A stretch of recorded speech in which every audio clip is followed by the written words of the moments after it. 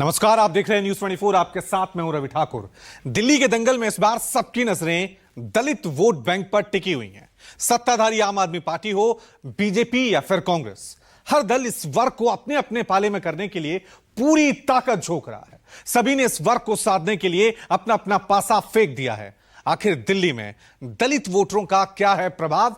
आखिर क्यों सभी पार्टियों की नजर दलित मतदाताओं पर है? इस रिपोर्ट में देखिए।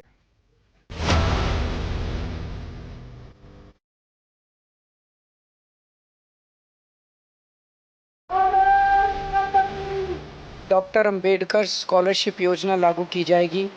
दलित समाज का कोई भी बच्चा फॉरेन की किसी यूनिवर्सिटी में एडमिशन ले ले, उसका सारा पढ़ाई का, आने का, जाने का, रहने का, खाने का, पीने का खर्चा दिल्ली सरकार देगी।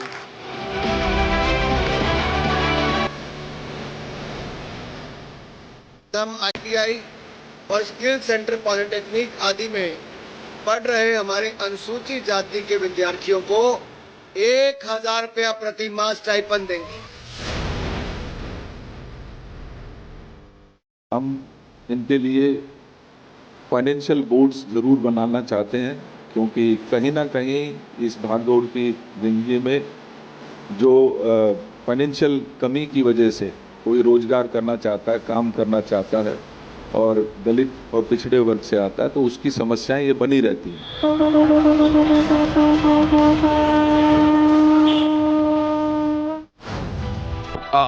बीजेपी और कांग्रेस दलितों को साधने की रेस।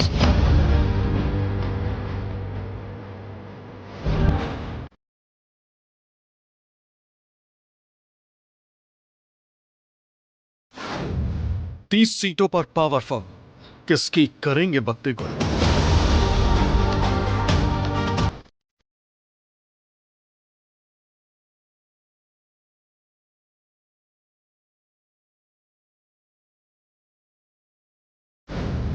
अब की बात दिल्ली के दलित किसे करेंगे सत्ता परफेक्ट?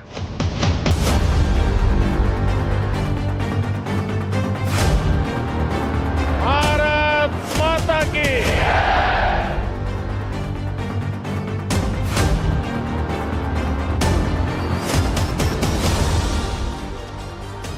दलित, जिस समाज पर हर चुनाव में हर दल की पैनी नजर रहती है।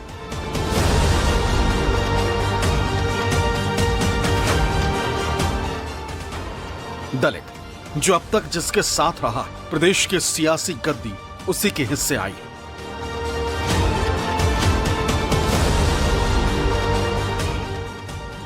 तभी तो इस बार के चुनाव में भी सभी पार्टियां इस वर्ग को अपने पाले में करने की पूरी कोशिश में लगी हुई।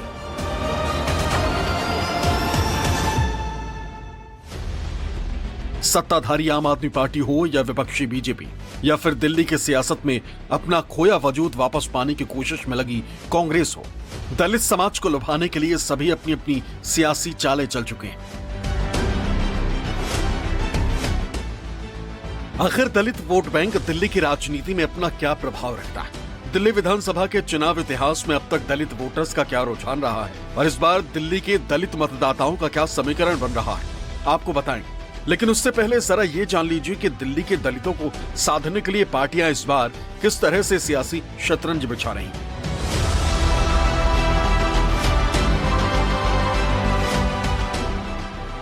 सबसे पहले बात सत्ताधारी आम आदमी पार्टी की। आम आदमी पार्टी के मुखिया अरविंद केजरीवाल ने दलित समाज को अपने पाले में करने के लिए एक के बाद एक कई वादे कर चुके हैं।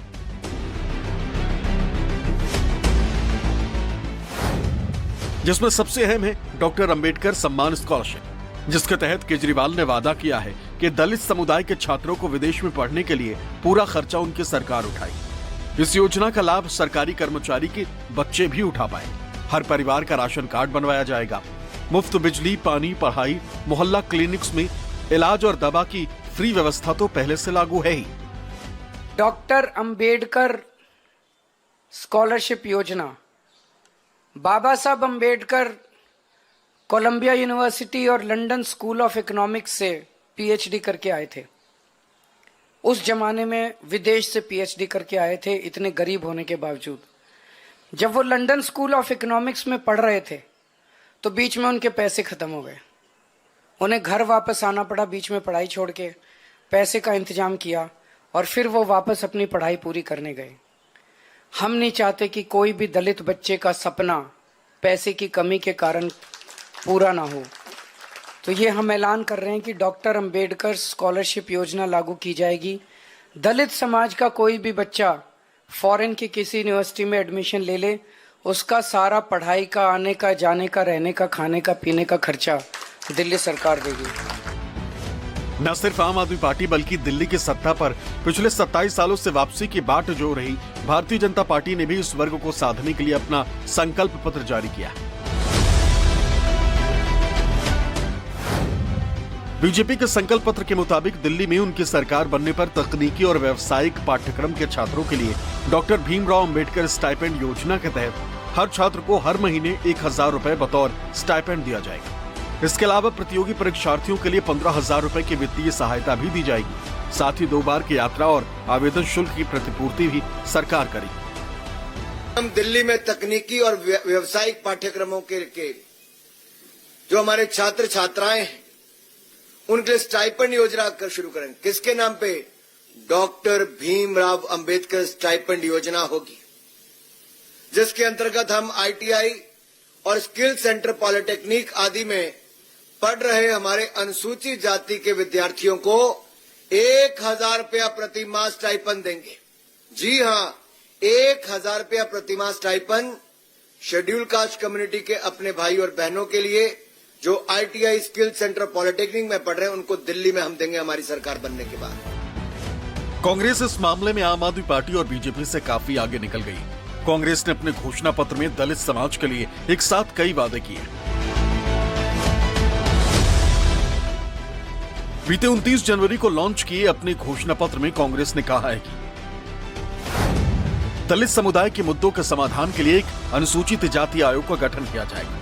अनुसूचित जाति के छात्रों के लिए छात्रवृत्ति की राशि बढ़ाई जाएगी। बस्ती विकास केंद्रों का कायाकल्प और विस्तार करेंगे। दलित समाज से आने वाले कॉन्ट्रैक्ट वर्कर्स को स्थायी नौकरी देने का प्रावधान करेंगे। घोषणा पत्र में यह भी कहा गया है कि अनुसूचित जाति के लोगों को आर्थिक रूप से सशक्त बनाने के लिए 15% सरकारी ठेके उन्हीं को दिए जाएंगे। पार्टी ने दलित वर्ग के लिए फ्री 4 धाम यात्रा कराने का वादा किया। इस 4 धाम यात्रा के तहत गौतम बुद्ध से जुड़े स्थान के साथ ही साथ सारनाथ, बोधगया, संत रविदास की जन्मस्थली और बाबा साहेब भीमराव अंबेडकर की जन्मस्थली महू को शामिल किया गया। साथ ही तुगलकाबाद में संत रविदास का मंदिर बनवाने का भी वादा किया गया। बोधगया, महू, सारनाथ, रविदास स्थली, ये हमारे भी 4 स्थल हैं। इन्होंने कई स्थल किया है, हमारे और स्थल हैं। इन स्थलों पर कांग्रेस पार्टी जिस तरह से CM तीर्थ योजना है उसी तरीके से हम आएंगे सत्ता में तो इनको मुफ्त में तीर्थ